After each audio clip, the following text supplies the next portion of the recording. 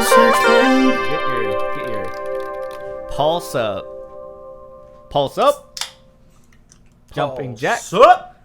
You do jumping jacks to start this show. Fucking Joe Biden and anime girls. I'll see Joe Biden up right now. I'm gonna do 10 jumping jacks on the other side of the room. All right. I'll make sure he does them. This is gonna be a great bit for the podcast. Yes. Yeah, Jacob's doing jumping jacks. Let me describe it to you. He's going about 2 inches off the floor. His hands are not quite touching at the top. You're not hearing a clap in the background, but No, he did them. He did the 10. It was pretty fast. The only thing you would have heard probably was my keys jingling up and down in my pocket. Yeah, I was hearing that. I don't know if the microphone's gonna pick that up. Probably. We've got 2 compressors over here, so I think we're good on audio. Compressors? Compression. We Compression mics. Oh, it's a condenser mic, Ryan. No, compression. At first, I thought you were saying like that we were both wearing like a sports bra, like Chris Chan. Yeah, we were. That would be compression, but we're not doing that. Why not? Because we don't want to be like Chris Chan. I thought everybody wanted to be like Chris Chan. He's my hero. Okay, I don't know. He's not. Are you disappointed? Talk about like hacky bits. Yeah, you're right. I want to be just like Chris Chan. I'm gonna find the perfect soulmate one day. You'll all see, you dang all right, troll. listen, I'm not the one who's watching the Chris Chan documentary on YouTube. I didn't. You can't hate on like I'm not. watching that documentary. I'm not. It's like I watched the first episode. it's like it was good. it's like hating on watching on like a continuous train wreck, like a literal train wreck with just multiple cars piling up for not seconds, not hours, years, fucking years of just like you can watch holy someone's shit. entire life. How can a human cataclysm so large ever happen like that? It just it makes me feel like, man, I want to feel bad for this person. And you asked me recently about empaths if I knew what that was, and you know if like I knew anything about it. Like yeah, the empathetic side of myself. Yep. Wants to feel bad for the dude or lady. Sorry. Currently a lady, once a dude. You know, but he's done so many like vile, like he's said so many vile things, and he's such a hateful person that it's just like I'm glad. You know, I'm glad there's a fucking documentary because, like, don't be like this because everyone's gonna tear you apart for your whole life. It's just like, man, it's quite a spectacle, Ryan. I don't want to talk about it really too much because we've talked about it before. So okay, we won't keep talking about it. Yeah. Utility cave's acting up. The utility cave. It's on the fritz, Ryan. The control panel. It's been deactivated. Holy left side of my headphones cutting out, Batman. The utility cave. The utility cave's gone haywire. The utility cave is very important here on People also search for. Yeah. It's the podcast where we answer life's greatest questions by searching on the internet. Yeah. And sometimes you have a well question. Put, Ryan. Yeah. If you have a question, yes. Yeah. Go ahead. Sometimes you have a question, Jacob. And that question is, what in the hell are we searching for today on the internet? What are we putting in the G-Man? Good question, Ryan. You know, instead of going round and round in circles with tangents, we can look into something that goes round and round in circles to provide power. You know what that you know what that would be? I mean, only. I'm sorry, Ryan. I'm trying to do a whole different thing here. Only few things run around in circles and provide us power. I'm trying to be a bit more ceremonial here this time. We are discovering the thing that keeps us running, that keeps these computers on, that keeps these headphones cutting out on the left ear. Yeah. Windmills. Yeah. Windmills. Ryan personally hand-built a monumentous, gigantic, beautiful... I'm starting to go in a little bit of Donald Trump here. It's a great windmill. It's the best windmill that anybody has ever made. If they ever made a windmill by hand in their backyard, there's probably not any other windmill that's going to be better than this windmill. And I'll tell you what, Ryan built. He built the best windmill that anyone has ever seen. It's right here in the utility cave. Well, no, it's outside. I mean, you have to have a wind, obviously, to be, Yeah, the windmill is outdoors, obviously. Ryan just misspoke. He's never going to do that again. It's just a mistake. He apologizes sincerely from the bottom of his heart. And this windmill is going to power the People Also Search For utility cave better than any other hand-built windmill has ever powered it before. Jesus Christ. What? Dude, I'm so flattered that you would say that about the windmill that I built. Yeah, it's a monument, I mean, people are going to start coming from all over the world to see it, it's it's amazing. Beautiful. It's like it's a more modern mill, But modern mill? We got a modern mill here, but we got to know how windmills started. Who thought of the windmill? What was the first windmill? What was the first windmill? Oh, yes! Yes, the history of wind power on thirdplanetwindpower.com. Hell yeah. The earliest known wind-powered grain mills and water pumps were used by the Persians in AD 500 to 900 and by the Chinese in AD 1200. The first windmill manufactured in the United States was designed by Daniel Halliday, who began inventing windmills in 1854 in his Connecticut machine shop. Holy shit. Wow, so this guy was just making windmills? Like, selling them off? I think one of the more interesting things is, we're starting to see a little bit of a pattern, like when we look up things that have to do with like ancient technology. Yeah, I mean, technology might be the best way to put it. Like, the first card games were in China, and like also, like, remember we searched for the mail system one time, and China is where like it originated. So I mean, despite everyone's beliefs that the United States was the first nation. Yeah, and despite some people ignorantly hating China because of the COVID-19. Yeah, China gave it's not China's fault. A lot of it's Bat's fault. Exactly. It's humanity's lack of hygiene's fault. Fucking God. But China dirty. But Jacob. we owe a lot to China, like we do. As a human society of the world. There a lot of things were invented and started in China, so good on them. I love me some China. If I had the the money to go to China or go on a vacation, I'd go to China. Maybe we need to do an episode on China sometime. We will. We should just do an episode where it's like, what came from China or what originated in China? Yeah. According to BuzzFeed.com, China's number 10 all-time top hits coming at you here on People Also Search. Are you doing a parody of a commercial about us? Yeah, like an infomercial. It's we've like gone full circle. It's like a encyclopedia, like type of like edutainment type of bullshit.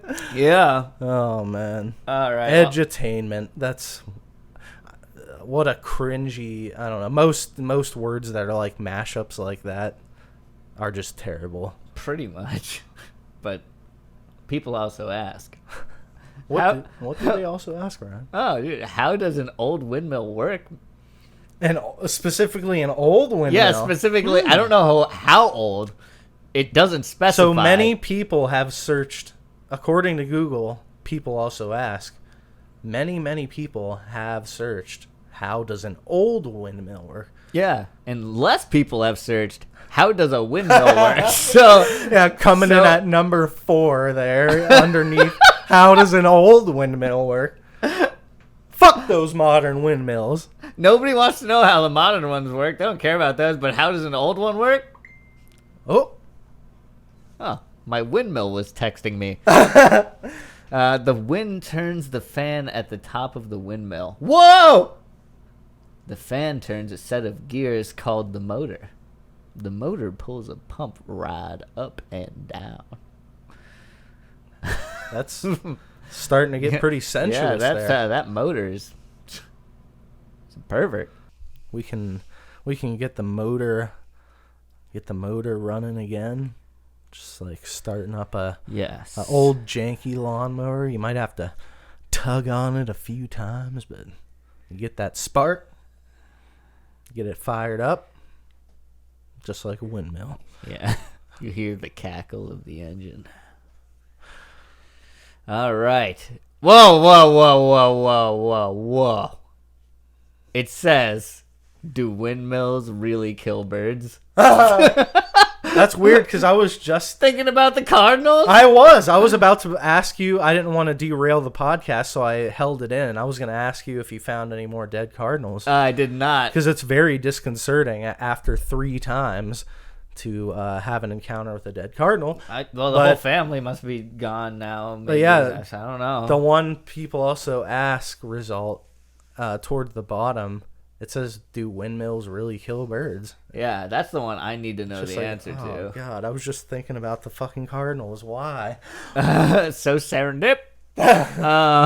Okay, so do windmills really kill birds? Yes. Sovacool estimated that in the U.S., wind turbines kill between 20,000 and 573,000 birds per year?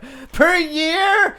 573,000 per year. That's like a huge like bell curve. I mean, from 20,000 up to 573. Like what type of like how do you even quantify that if you have such a huge spectrum? It's like, well, I mean that.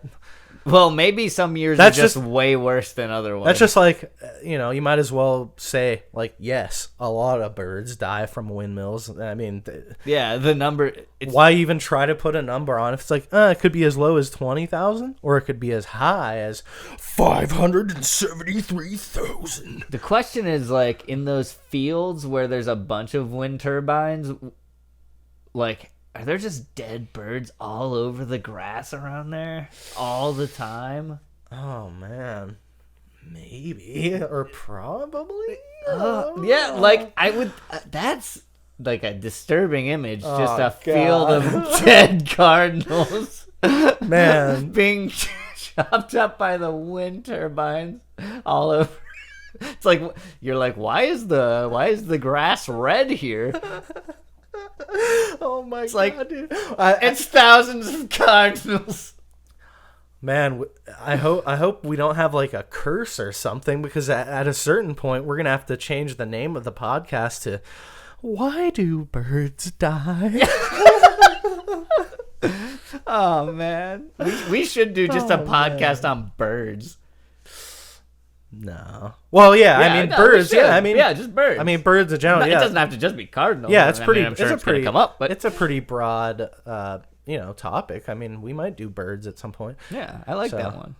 Man, we're just making podcasts. This podcast, we're just coming up with ideas. It's fucking writer's room over here. Yeah, It's like there's a windmill. It's forward. a I don't know why it's doing that. Yeah. Do you remember what you were saying? Yeah. It's like a wind. We're creating like a windmill of creativity and a thirst for knowledge here in the utility cave, Ryan. Would you agree? Yeah. And we're also powered by windmills. Yeah. Man, a lot of people are searching for birds, but it's the curse of the Cardinals, Ryan. It made the USB fucking noise on the computer. No, the wind turbines. The wind turbines losing power. The so many curse cardinals. Of the birds will never escape so many cardinals are running into the turbine that is slowing down the power supply to the utility cave.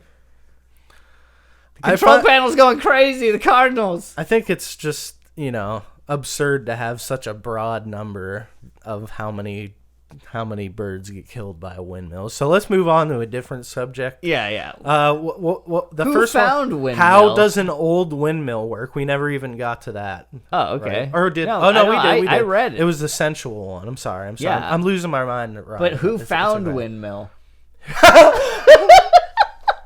Oh my fucking god! That's the number 2 result on people also ask. Who found windmill? That's a... Hey. It says Fausto Veranzio. That's the inventor of...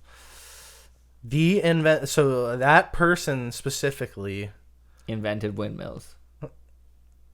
Hard to believe, but... and then it has like a different search term underneath. Who found windmill? Oh no, that's what... That's what it's linking to. Okay, well, I'm going to type in who found windmill.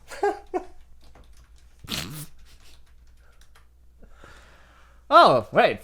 Fausto Veranzio. There he is again. That's it. Oh! Oh! What the fuck? It looks like... Oh! Oh, God! He looks like...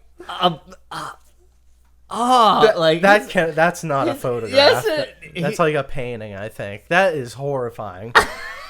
If you want to see, just go on YouTube. I can't even describe it. Look at his fingers. Oh, fuck. His hand looks like a paper turkey. Oh, yeah, man. He looks like fucking Peter Paul Rubens if he was half bird, if he was half cardinal. Peter Paul Rubens? The fucking Danish painter? No. I'm thinking of, what's his name? Paul Rubens. Paul Rubens, Pee Wee Herman? Yeah. Wow. Wait. Right. Yeah. Wasn't Peter Paul... Wait. Search for Peter Paul Rubens. I'm sorry. I think maybe I might be wrong on this one. Peter Paul Rubens. I know there's a Rubens painter. Oh, yeah. It is? Oh, yeah, dude. Wow. Thanks, art history class from fucking 7 years ago. Apparently, I mistook the artist Peter Paul Rubens with just Paul Rubens. It's fine. I mean, I just added the Peter. I mean, I took art history too, but I mean, I clearly didn't take away from it what you did. Oh man, I don't know. I've always had the mind that kind of like trivial knowledge will like go into a safe in my mind, and I'll remember things that I don't even want to remember. Yeah, and I'm it's just like there.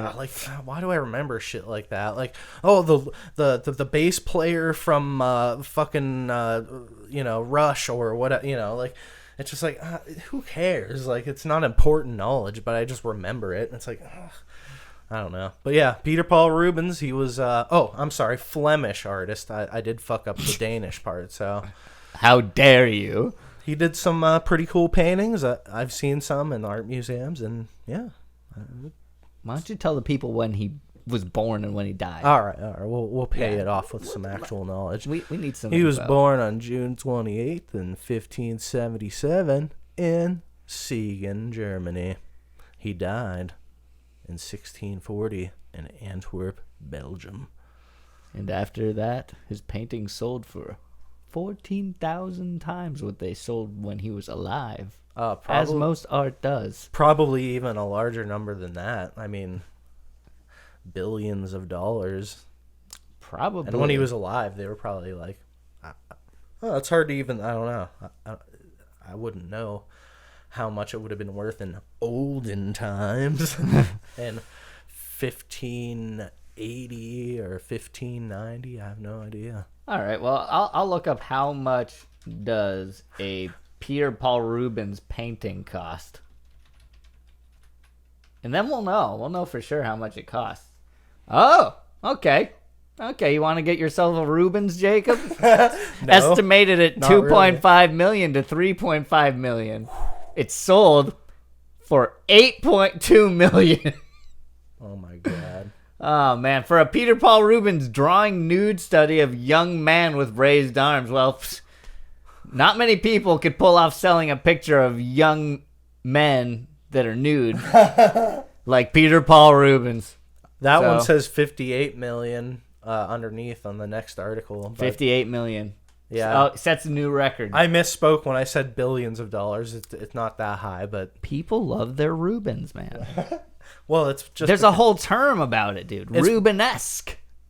yeah. Well, oh yeah, that is Yeah, it's Peter Paul Rubens. Yeah. because he did like a lot of like full figure, like voluptuous portrayals of people. Yep.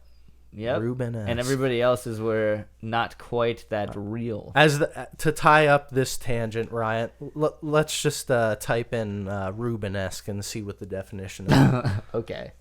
Rubenesque. I don't think that's how it's spelled. No, not even close. But, dude, I figured it out. Rubenesque, adjective, characteristics or reminiscent of the paintings of Rubens, especially when the reference to his voluptuous female nudes. Oh God, I made it a little bit creepy there, but sorry. Ooh. A Rubenesque woman reclines on her chaise lounge. Chaise lounges. Have you ever reclined on such a piece of furniture, Ryan? I don't even know what a chaise lounge is. Chaise lounge. I'm going to look that up. I believe dude. it's a French word. It's sort of like a tiny sofa. Oh, it's one. It's like those things that are outside of the pool. Yeah, it's like those reclining chairs. It's a reclining chair, essentially. That's just a chaise lounge. It's a half lay, half, half up. It's a long chair. Yeah, it's a long chair. Yeah, it's a really long chair. Reclining. We're really bringing them the information this time. So, what were the most famous windmills of all time? Which windmill would you like to recline underneath the most? What is the most famous windmill? I'm trying my hardest. Okay, here we go. Wow, there is an actual list. 6 groups of famous old windmills. Boy, I'm just going straight to that. Is this an interesting topic, Ryan? It sure is, Jacob. We're learning about the most famous windmills in the world, and then we could also, afterwards... I'm just kidding, Ryan. Look up how new windmills work, because old windmills are different. I simply had a moment of self-doubt. It's all right. We can keep learning about windmills right now. Is this the top of the list, Ryan? Yeah, this is number 6. 6? 6. There's only 6 windmills. 6 windmills. We got number 6, Rhodes Windmills. Damn, those are some sexy windmills. All right, let me read a little bit of here. Today, Mandrake is an unspoiled place lined by seaside cafes with a view of yachts and fishing boats. The long wave breaker in the Greek harbor contains 3 medieval windmills, which once ground the grains unloaded from merchant vessels in the harbor. That sounds like a place you just want to go vacation. It's pure. You just want to... It's not tainted by society. Sit by the seaside and have yourself a Corona beer. I never want to have myself a Corona beer. Well, I think it's kind of disgusting, if I'm being honest. Yeah, it has nothing to do with windmills. Yeah, people irrational fear of drinking Corona beer because they think it has something to do with coronavirus. It's because Corona tastes like piss water. Yeah, it really does. And then people are like, no, Corona's just the beer you put a lime in. I'm like, the lime doesn't get rid of the taste. I'd rather drink a Rolling Rock, and those are disgusting. Even though James Rolfe, the angry video game nerd, drinks them. And influenced me to drink them at some point in my life. What? I saw that James Rolfe drank Rolling Rock, and I was like, oh, when I turn 21, I'm gonna drink Rolling Rock. And I did, and I was like, I tried to pretend it was good because for a little while, and I was just like, this is not good. Like, it's drinkable, but it's just not good. Oh, you really revealed something about yourself and your character. What do you mean, dude? Woo! That I'm influenced by people on the internet that play video games. Yeah, when you were like an impressionable young adult or child. Oh, yeah. No, for sure. Oh, man.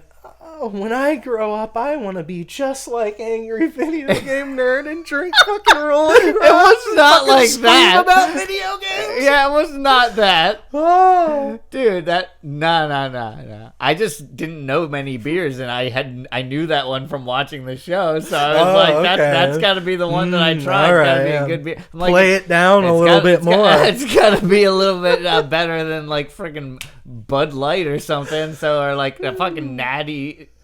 Well, I don't know, arguable. I mean, those all suck. Like, yeah. I mean, and I used to drink Steel Reserve when I was like, 21 years old.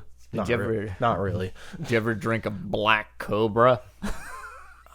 Yeah. Like that Hood malt liquor. I've had most of because I used to drink Steel Reserve when I was first started drinking when I wasn't really old enough to do so. But it's because they were $1 for 24 ounces. Yeah. And malt liquor, is very cheap. And so, when you don't have any money, you're just like, well, fuck it. And I drank Black Cobra and Colt 45 and Steel Reserve and shit. And, yeah. Oh, God. What a wonderful time in your life. Oh yeah, they really shaped my future to come. Yeah, you're pissed off at me for taking a beer option from the angry video game nerd, and you're over here I'm just gonna drink whatever this cheap Hood beer, malt liquor. Well, is. It doesn't have to be Hood beer. Ryan. Well, I call it Hood beer because that's the only place that I've ever bought it. Was in a convenience store, in an impoverished, stricken area. Yeah. To put it nicely. Well, yeah. I mean, times of our lives, Ryan. I mean, we live and learn. We live and learn. Then we move on and learn. We grow and we evolve. If you go to the store and you see a Black Cobra, maybe give it a try. Maybe it's for you, but maybe you'll grow out of it someday, like Jacob and I have. We've grown out of the things in our Hood days. If you're ever passing through a speedway, a Sheetz, yeah, possibly for those of you listening that are not Midwesterners, those are convenience stores or meal. It's like a Wawa. Yeah, like a Wawa or I don't know. That might be even more rare than a Sheetz. I don't know. Wawa is in the Pennsylvania area, but. Yeah, a 7-Eleven for the rest of the world. There you go. All right, yeah, we brought it around. You know what else we need to bring around? If you're passing through one of those convenience stores and you see yourself a 24 ounce perhaps of a Four Loko and you're feeling a little wild, I mean, you can try it out. It might turn into a bad time, but sometimes you probably don't want to drink more than one. That would be a bad decision. Yeah, take that from.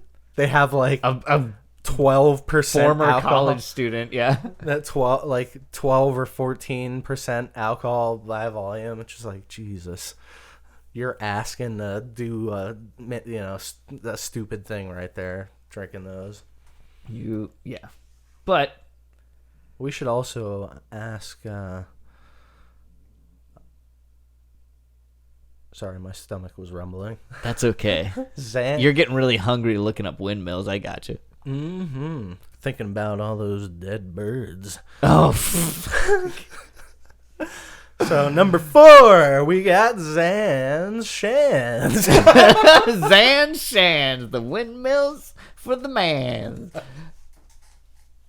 The Zan Shans is an open-air conservation area and museum on the bank of the river Zan Shans, north of Zan Dam in the Nether Shans. It displays the traditional architecture of the area from the 17th and 18th century and contains black and green traditional wooden sands, several functioning windmills, and craftsman workshop, which are open to visitors. The windmills perform a wide range of industrial duties, including wood sawing, thrashing grains, and for the production of things like seed and nut oil. Man, all about that nut oil. the windmills are providing for us to have nut oils. Yeah, like the sun. How the sun Provides its for light. us. Yeah. And This is beautiful, Ryan. And it's energy. This is- for us, our plants to grow. Photosynthesis, and then we eat them and we stay healthy. Windmills and the sun are just very inspiring and make me want to enjoy life. Praise the sun. Good old Dark Souls. Yeah. I have to Good old admit, Solaire. I have to admit, Ryan, Yeah, Jacob? and dear listeners, I am really fucking bad at Dark Souls.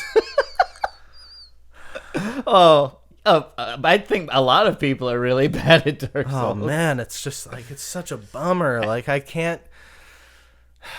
I just. It's a game you got to get used to. But once you get used to it, you feel like a savage beast. You feel like your fingers can conquer anything. Hey baby, you like video games? These fingers can conquer anything. Jesus, fucking neckbeard alert! Oh my god. Fucking 4chan. You're talking about me here. No, well, so you did? Have you beaten Dark Souls? Yeah. Oh damn, that's pretty cool. Like, and I really want to play the game. That's what sucks about it. I'm just it's like, pretty. Like this shit is badass. I want to play this shit, and it's just like, there's only so many times you can lose to the asylum demon on the tutorial level. Yeah, that's not even that far in. That's pretty. No, that's like 10 minutes in. Like, Well, it just sucks. I'm like, man, I like. Are you trying to like just run in and fight it, or do you get to the end? No, even after I go through the whole tutorial where you go up to the top, you go up to the top jump and down, you like jump down and stab him. I couldn't even master like how to plunge the fucking sword into him. What? Oh man! And then I would try to like. I gotta coach you on this. Yeah, I know you really do. Like, well, maybe we'll save that for a let's play. Oh, that would be great. We might as well record it, but it's probably going to be not very entertaining. But yeah, I mean, we can put it up on YouTube if it's funny. But yeah, it sucks. Like, I would say I've probably tried it. You haven't even seen the windmills in Dark Souls if you haven't gotten past there. Oh, dude, there's fucking windmills. I want to see Yeah, the fucking windmills, Huge right? windmills. Fuck! Are you kidding me? I want to see the fucking windmills. Jesus Christ! I can't. I'll be perfectly honest. I've tried to battle the asylum demon about, sadly, like 20 times, and that's as far as I've ever gotten in Dark Souls. Wow. It's kind of embarrassing to admit that, but it's just like, I don't know. Is there something I'm not getting? Maybe the Switch controller is like not like good for playing Dark Souls, or like.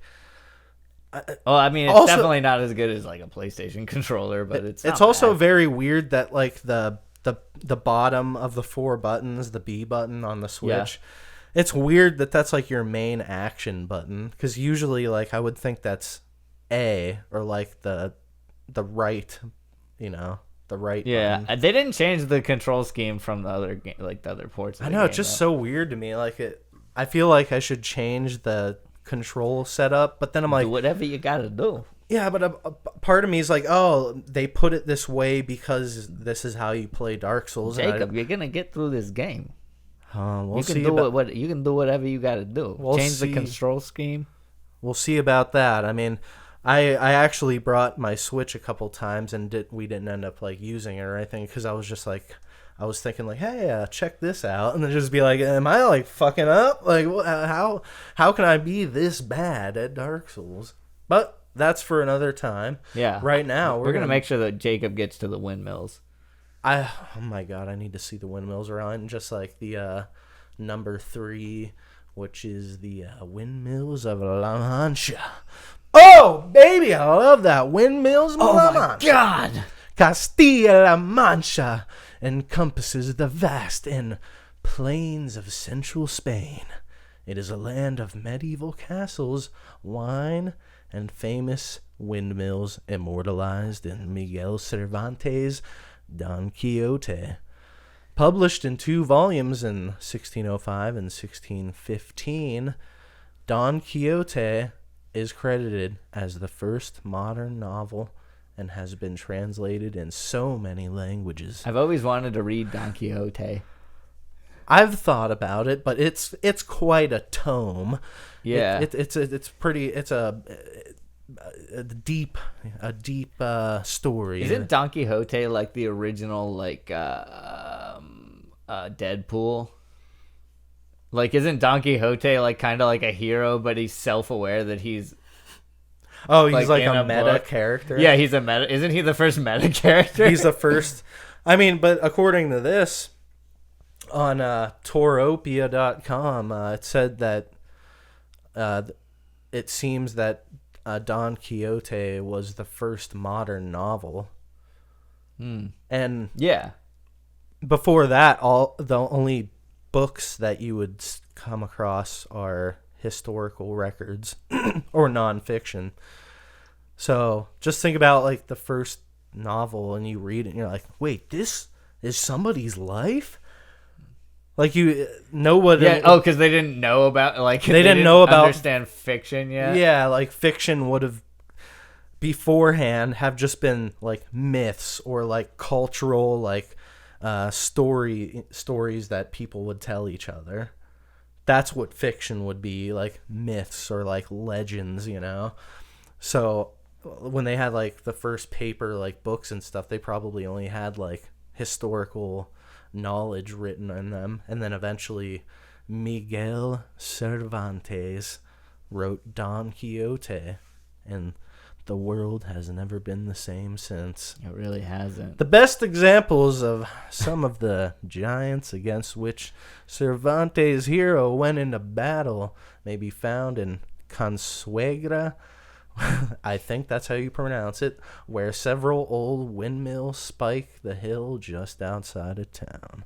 Wow. At the hills of La Mancha. The hills that are covered in red. We should make a video called The Hills of La Mancha, where we visit Spain. Yeah, and we're like, why are there so many dead cardinals everywhere? We found them, Ryan. We found the dead birds. And next we're going to find number 2. Take it away, Ryan. Mykonos windmills. This looks beautiful. It's a city of white. Oh, Jesus. Look, all the buildings are made out of, like, white sandstone, and it's on sand. All right. There's very little green. It's just white and blue. It's beautiful. It's very... And then there's windmills on the coast. I mean, that's just fucking... Let me tell you about this place. Go ahead. Yeah, the windmills of Mykonos are one of the most recognized landmarks of the whole Greek island. The most beautiful island. The group of 5 windmills at Mykonos town are the first thing to see when the ship gets close to the harbor, as they stand on a hill overlooking the area. There's 16 old windmills in total by Mykonos. Most of them were built by the Venetians in the 16th century, used for grinding the wheat. With the advent of modernity, their use gradually declined until they stopped being used in the middle of the 20th century. So these windmills were grinding the wheat. They weren't just... Well, a lot of the other ones described that the windmills were used to, like, serve a practical function. Yeah. And not just... I mean, yeah, like, eventually people would use them to, like, store power. Mm-hmm. You know, as, like, natural energy that you can store and use to power things, but...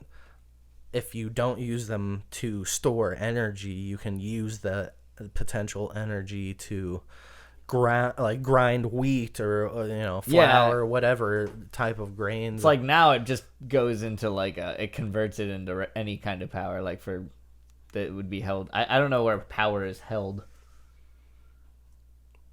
That would be a whole episode. Where is power held? I mean, there's like wind farms, have you ever seen that? And there's some of the most beautiful things to drive through, Jacob. But so many fucking dead birds, though. Yeah. It's just, you drive through and your car's just being pelted by fucking bird carcasses. You think the air is going to be fresh, but it just smells like dead, dying animal. No, I feel like birds would be smart enough that, when they there's would stay away from there.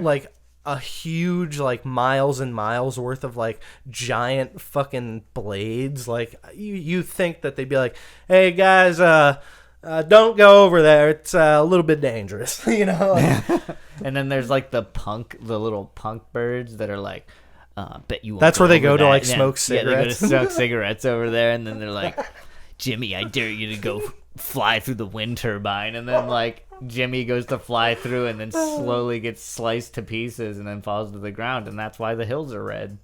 Oh man, so gruesome.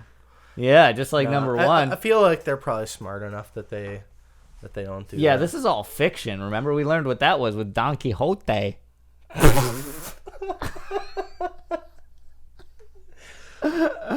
Yeah. Just go. I'm not even going to dwell on it. Go ahead. All right. Number one. Kinderjik. Nailed it. Well, Kinderjik? I don't know, man. I don't Kinderjik. know. Your bravery is noted for even trying. Yeah, Kinderjik. More than 1.000 old windmills still exist. Why isn't it 1,000? It's not a dash mark. I think it's a typo. Okay, well, 1,000 old windmills still exist in Netherlands. Not to be confused with windmills. Old windmills and windmills are different.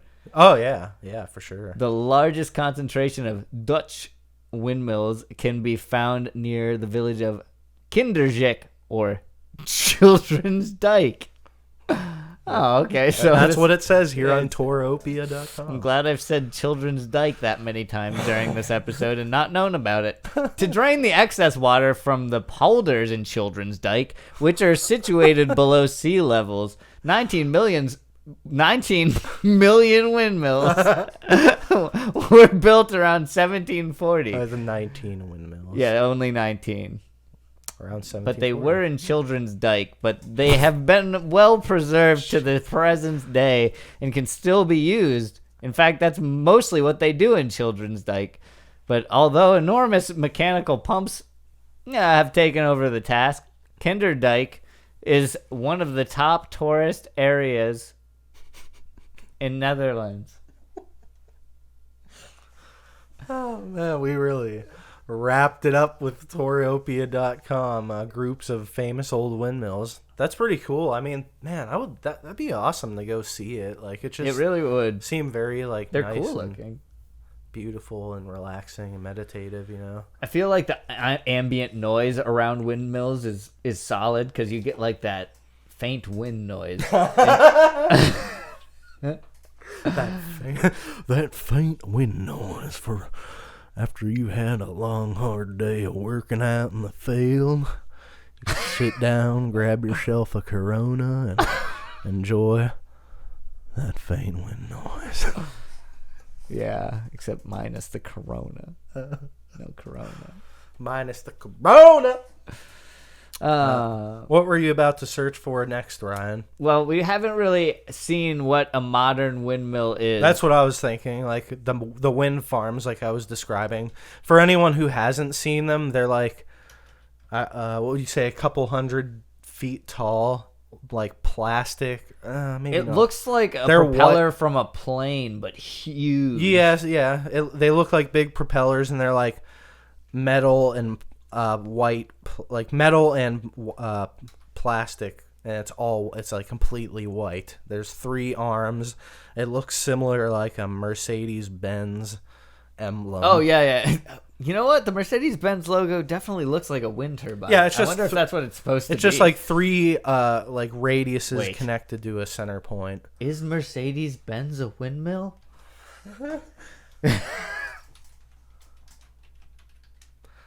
If there was anybody that ever wondered to themselves if the Mercedes-Benz logo is referencing a windmill, you can rest assured that Jacob and Ryan from People Also Search For will come to a succinct conclusion. Oh, okay. Well, Mercedes-Benz cars use windmill energy for production. Ah. Really? Yeah, the power will be used to supply the Mercedes-Benz plant Whoa. in Bremen, as well as in the German battery production locations, such as in Kamenz or Stuttgart Untertürkheim. Untertürkheim. Yeah. We just brought it around full circle, just like a windmill.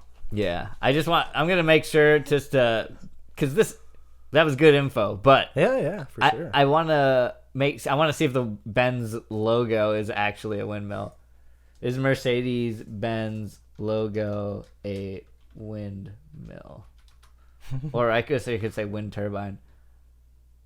Crap. I'll go to the first article. It says behind the badge, Mercedes-Benz star emblem Oh, okay. holds a big secret. Oh my God! What's the secret? Breaking news! These cars have actually been windmills this entire time. Some automakers' logos change every decade as they struggle to establish a credible brand identity, while others have remained consistent for a century. One emblem that has come to represent quality, innovation, and tradition in the automobile industry is Mercedes-Benz three-pointed star. This iconic design has adorned the grills and radiators of quality vehicles for 100 years, as well as many personal accessories carried by enthusiasts. But what does the brand's logo actually mean? You'll be surprised to discover... you cut me off there. You'll be surprised to discover Mercedes-Benz emblem isn't just an innocent star. Gottlieb Daimler originally founded... Is that the guy who made Gottlieb pinball machines? I don't know. Oh. He founded Daimler Motoren Gesellschaft, or DMG, in 1890, while Carl Benz began Benz and Clay and in 1883.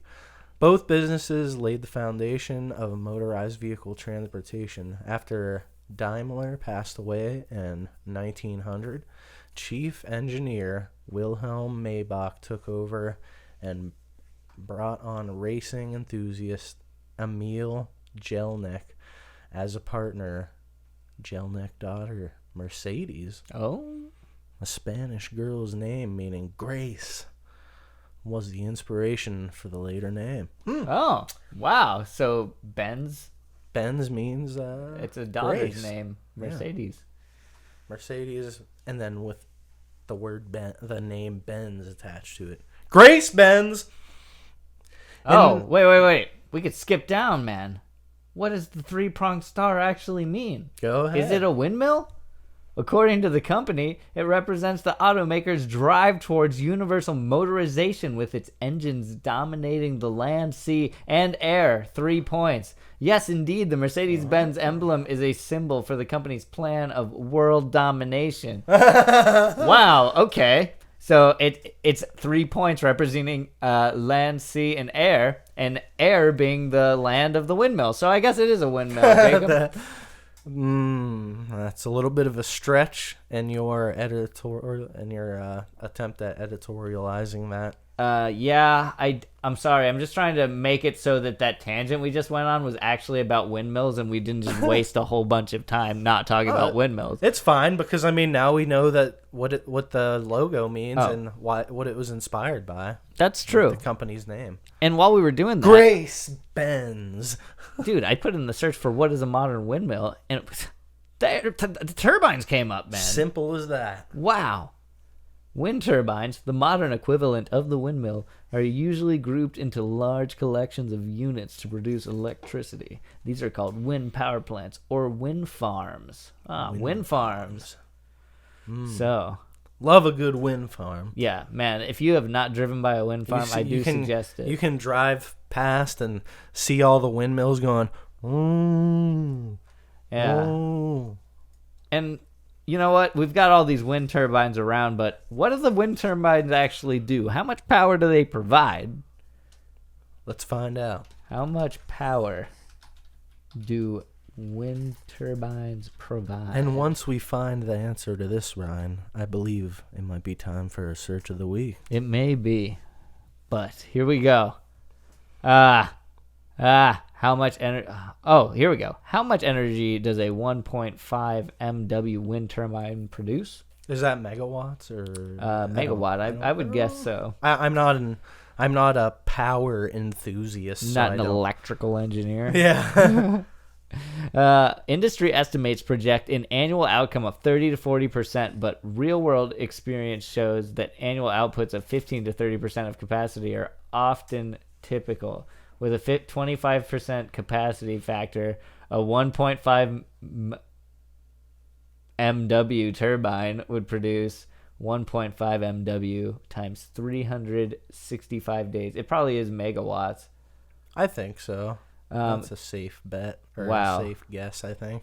Okay, so if you take 1.5 megawatts, 365 days, 24 hours, and times 25%, yeah, you get 3,285 megawatts equal 3,285,000 kilowatts in a year. Holy fuck.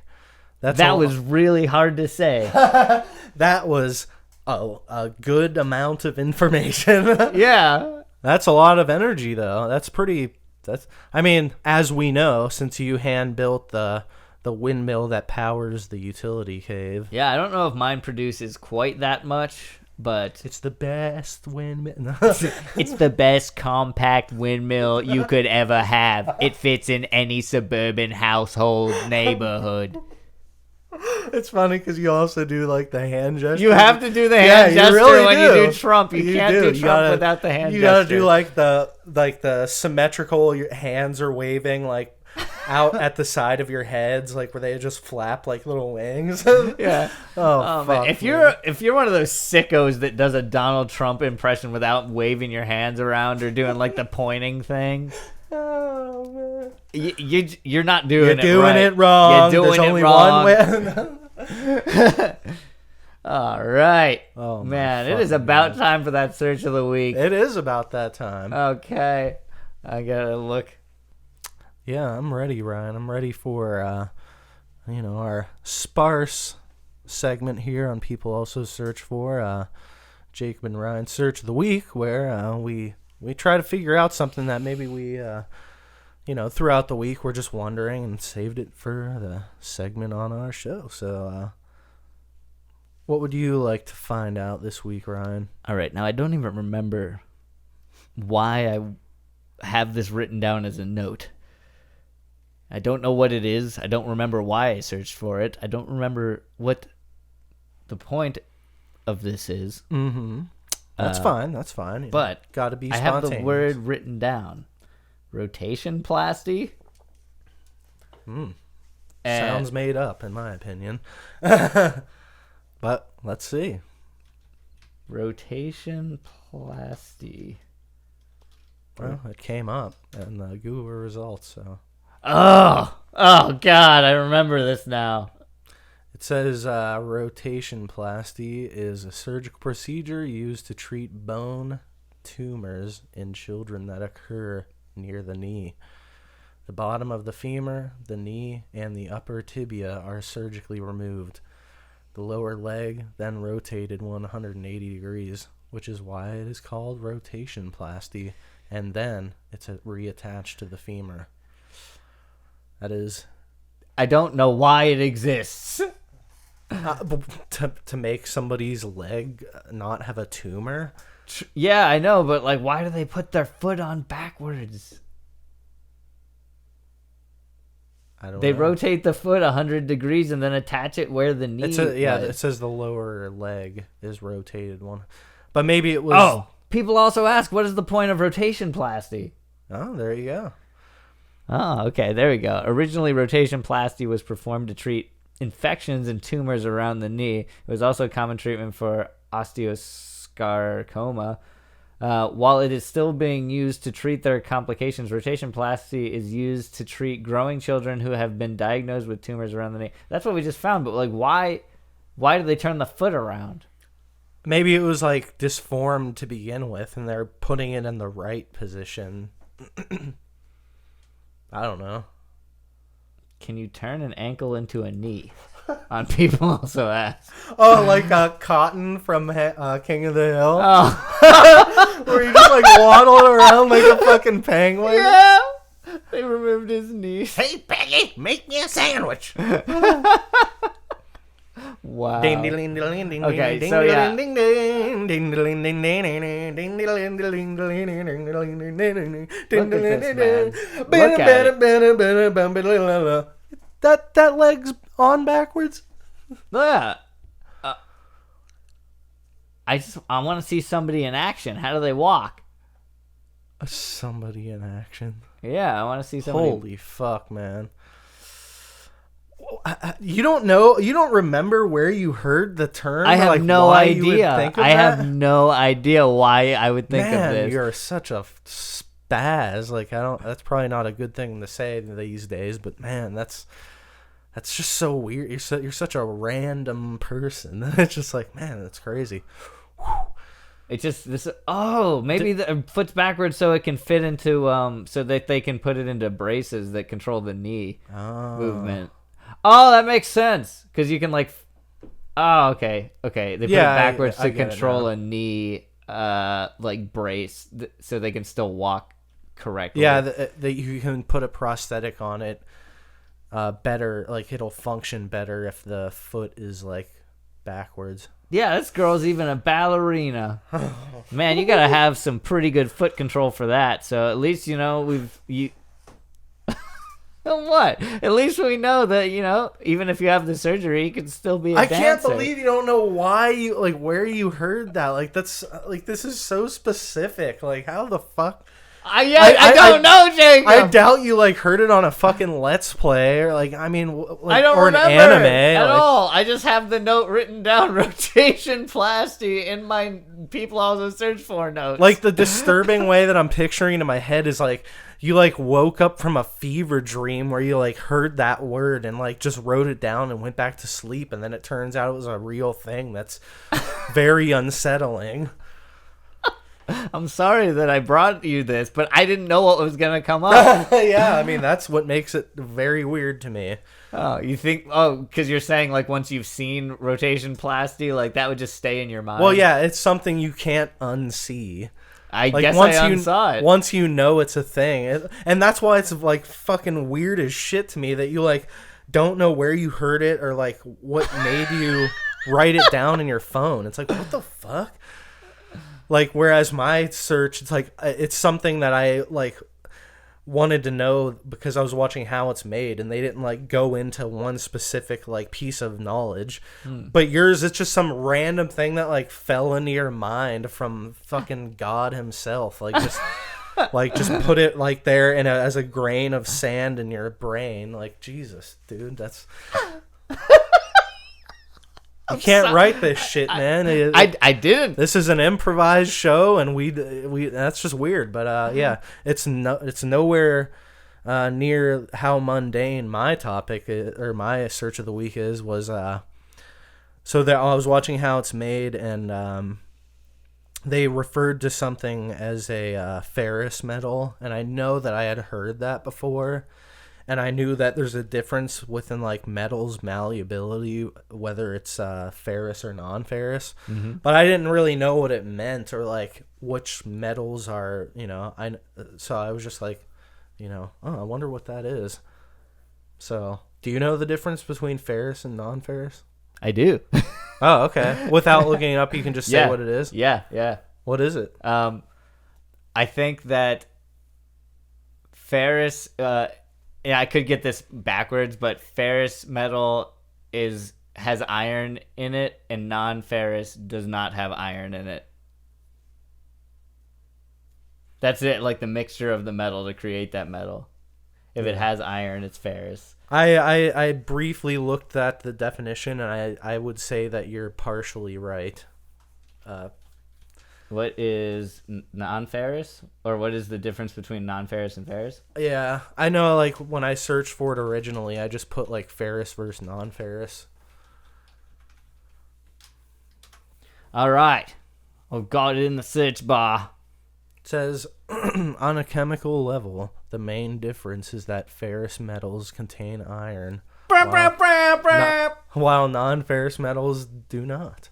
Ferrous metals are also magnetic. They are more vulnerable to rust and corrosion when exposed to the elements. Yeah. Except for wrought iron, which contains so much iron that it resists oxidation altogether. Whoa, that's crazy. I didn't know that was a thing. I thought all iron rusted.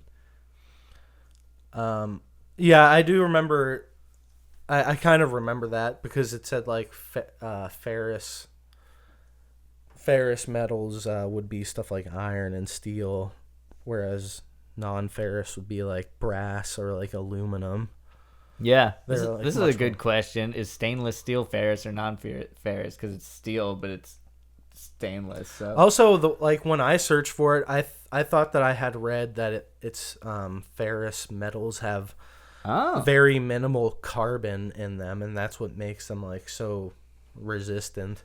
Oh, I don't know. But stainless steel is actually ferrous. It says it's 70%. So stainless steel steels are ferrous metals because it's got a lot of iron in it, but it's treated so it doesn't rust. At least I think that's how stainless steel is. But yeah, I think that's all that there is to it. Yeah, it says precious metals such as gold, silver, and platinum are also non-ferrous. So it is. Ferrous metals are the magnetic ones. So. Yeah, so it says the iron content of stainless steel is about 70%. So that's what makes it be a ferrous metal. Yeah, and ferrous metals, you can coat them so that they don't rust. Yeah, like powder coating. Still rust over time, but like you'll see a lot of times like wrought iron or cast iron fence. It'll be powder coated. Yep. Which is where they like magnetically charge whatever is being painted, and the paint has like a chemical that makes it magnetically adhere, so it gets like a perfectly smooth and like rock hard treatment of paint. Yeah. And it like chemically bonds with the iron. Mm-hmm. But it can still like chip off like those fences. Yeah, eventually it can. It'll last a lot longer with that. Like way longer. Yeah, like centuries longer. Yeah. But can you also search just like ferrous versus non-ferrous? Just ferrous versus non-ferrous? Yeah. Oh, it brought up the same like that metal. I don't know. I just thought that there's differences in properties. Yeah, you could check that one out. Oh, okay. That's an easy to read chart. Magnetic ferrous metals, check mark. Non-ferrous metals, X. Value. Ferrous metals, they're in the red. Non-ferrous metals, green, thumbs up. Resistance to rust or corrosion. Down arrow for ferrous metals. Not doing too good in that one. Non-ferrous metals, though, they got that up arrow. They're winning in this contest. Recyclable. They're both recyclable. Everybody win. Yeah. That's a good metal thing. Is reusable. That's a good thing about metal. Recycle your cans, people. The one other thing I think I would like to search is do ferrous metals have less carbon? Okay, because that's what made you want to. That's what you thought the difference was. Do ferrous metals have less carbon? They probably do. Okay. It says ferrous metals have a high carbon content, which generally makes them vulnerable to rust when exposed to moisture. Oh, okay. So yeah, one of them they have more carbon in it. Yeah, Okay. I was thinking about like how like we were saying, like something that's like cast iron, it can last for like hundreds of years. Yeah. But like if you think about a tin can, which is like they were making something out of tin on how it's made, and they were saying it's like very cheap and like it's like doesn't last a long time because it was a non-ferrous metal. And I was like thinking, like, oh, what does that actually mean? So yeah, it basically it has less carbon, so it makes it more vulnerable to the elements. But things like cans and stuff like that, they're only made to like contain a beverage for like a short span of time. A sparkling beverage. Sparkling water. And to tie it all around, Ryan, what are windmills made of? Oh, Are boy. they made of metal? Are they ferrous or non-ferrous? I'm thinking they would probably be Non-ferrous. non-ferrous. Yeah. Are what? What are? Yeah, what are windmills made of? Windmills. I mean, the old original antique ones, like we read at the beginning. What are windmills made of is actually a... That's the second one. Wow. I'm surprised. Oh, okay. Well, that brought it right up, dude. Windmills can be made of a variety of materials. Why don't you tell us what those materials might be? Post mills are made almost entirely of wood, similar to the ones we looked at on that list from Toropia. Yeah. Those are the old antique ones that were made of wood that would like help people like pulverize grain and stuff and make food or whatever. They would use a lightweight wood like balsa wood that'd be used for the fans or the fan blades, and a stronger, heavier wood for the rest of the structure. The wood would be coated with paint or a resin to protect it from outdoor or from the outside environment. Gotcha.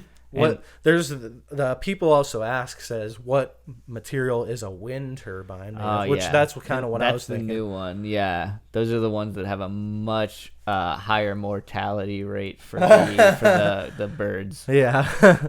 According to a report from the National Renewable Energy Laboratory, wind turbines are predominantly made of steel. Oh, so they're fucking ferrous. They're fucking ferrous. They're ferrous. These windmills are ferrous. They're gonna last. They're gonna stand. They're up not to as the good elements. as the one that Ryan made in the back of the utility cave. And they're also made of fiberglass resin or plastic, iron or cast iron.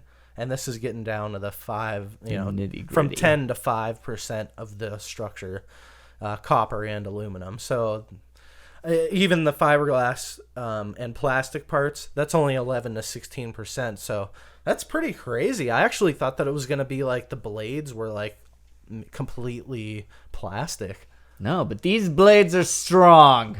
Made of steel. They're the blades of steel. And this is the podcast The of blades steel. of steel. Isn't Blades of Steel a yeah, with like John Heater and Ben Stiller. Will Ferrell? Or was it Will Ferrell and John Heater? I forget who's in Blades of Glory. We'll find out real quick and then wrap up this fucking... Bring this shit into the train. We'll end it with Blades of Glory. Blades of Glory in the search bar. Guys. Oh, it is... Wait, that's Will Ferrell, right? Will Ferrell... and John Heater. Okay, we were both right, except Ben Stiller wasn't in there at all. I don't know why I was thinking that. I was probably thinking of like him in Dodgeball, where he's a big fat fatty. Wait, who is? The Ben Stiller in Dodgeball, like at the end of it, where he's like,